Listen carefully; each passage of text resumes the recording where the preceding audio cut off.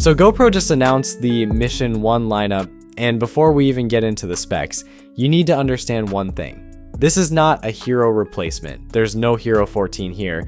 Instead, Mission 1 exists as a completely parallel lineup aimed directly at creators, filmmakers, and pro users.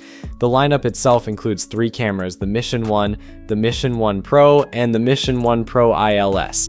On the surface, that sounds simple, but each one targets a slightly different type of user. The Mission 1 is the standard model, still powerful, still using the same core hardware, but slightly limited in terms of frame rates and pro features. The Mission 1 Pro is the flagship, which is where you get the uncompromised performance. And then there's the Mission 1 Pro ILS, which is easily the most interesting of the 3, because that's where GoPro is officially stepping into interchangeable lens territory.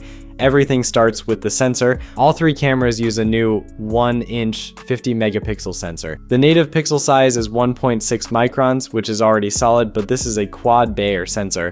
In low light, it combines 4 pixels into 1, giving you an effective pixel size of 3.2 microns. That is huge. Larger pixels mean better light gathering, cleaner shadows, and significantly improved low light performance. In fact, at 8K resolution, these 1.6 micron pixels have roughly 77% more surface area than the 1.2 micron pixels typically used by the competition, meaning they can gather significantly more light. And at 4K, those fused 3.2 micron pixels are noticeably larger than what competitors are using. This ties directly into the new GP3 processor. It's built on a 5 nanometer architecture and includes a dedicated neural processing unit. That means a lot of what you're seeing, dynamic range, noise reduction, HDR, is happening computationally. That's how they're achieving up to 14 stops of dynamic range. It's likely using a dual gain readout to merge exposures in real time. Instead of choosing between highlights or shadows, the camera is balancing both. Now, let's talk video. On the Mission 1 Pro, you're getting 8K at 60 frames per second in the standard 16:9 format, along with 4K at 240 frames per second and up to 960 frames per second at 1080p for extreme slow motion. That highest frame rate is limited to short bursts of around 10 seconds. But for longer, more practical slow motion recording, the camera also supports 1080p at 480 fps in 16:9 and 1440p at 480 frames per second using the full 4:3 sensor. This gives you massive flexibility depending on whether you want maximum slow motion or longer, more usable clips. When it comes to open gate recording, the Pro models can shoot 8K at 30 frames per second and 4K at 120 frames per second using the full 4:3 sensor area, making it incredibly easy to reframe your footage later for different vertical and horizontal platforms. The standard Mission 1 steps things down slightly. It still offers 8K at 30 frames per second, 4K at 120 frames per second, and 1080p at 240 frames per second in 16:9, along with 4K at 120 frames per second in open gate. But it misses out on the higher end frame rates and the 8K open gate capabilities of the Pro models.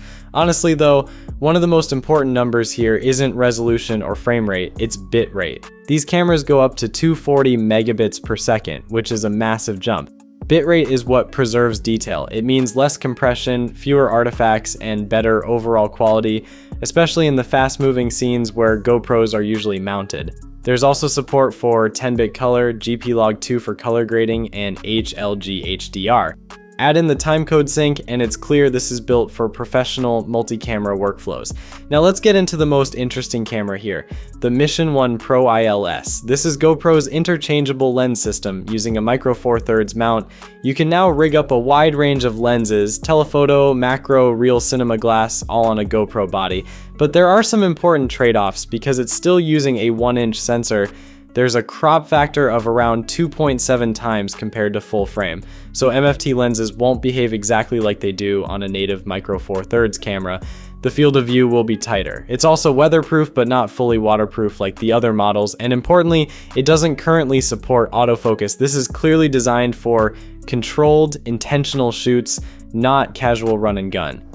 For those who want simplicity, the Mission 1 and Mission 1 Pro stick to a fixed ultra-wide lens with a 159-degree field of view. You get a removable lens hood to kill flare, a 14% larger OLED display, and chunkier buttons that are actually usable with gloves. Audio is another area where GoPro has made serious improvements. You now get 32-bit float audio from 4 built-in microphones. Basically, your audio won't clip. Even in extremely loud environments, you can just normalize the levels later in post without losing data. And then there's the completely new wireless mic system. These are tiny 10-gram transmitters with up to 6.5 hours of battery life, 150 meters of range, and a safety track mode that records a backup audio track at a lower level. The best part? They aren't locked into the GoPro ecosystem. You can use them with your mirrorless camera or your smartphone. Finally, let's talk accessories and bundles. While all Mission 1 cameras support the same accessories, GoPro is mainly bundling these with the Mission 1 Pro. The Grip Edition includes a 2-in-1 grip that doubles as a metal cage, complete with cold shoe mounts, a tripod thread, vertical mounting, and magnetic latches. The Creator Edition takes it further by adding the redesigned Media Mod, the Volta 2 battery grip for extended shooting, and the wireless mic system. And the Ultimate Creator Edition includes the new Fluid Pro AI gimbal, bringing advanced stabilization in low light, along with AI-based subject tracking. At that point, you're basically unboxing a full production setup. Speaking of the Media Mod, it's been heavily upgraded, now offering multiple microphone pickup patterns, 3 3.5mm ports, and a micro HDMI output capable of 4K 60 video. Battery life is handled by the new 2150 mAh Enduro 2 battery. You're looking at over 3 hours at 4K 30 and over 5 hours at 1080p. It is backward compatible with older batteries, though with slightly reduced performance. To round out the ecosystem, GoPro is dropping a few more key accessories: the new M-Series ND filter 4-pack.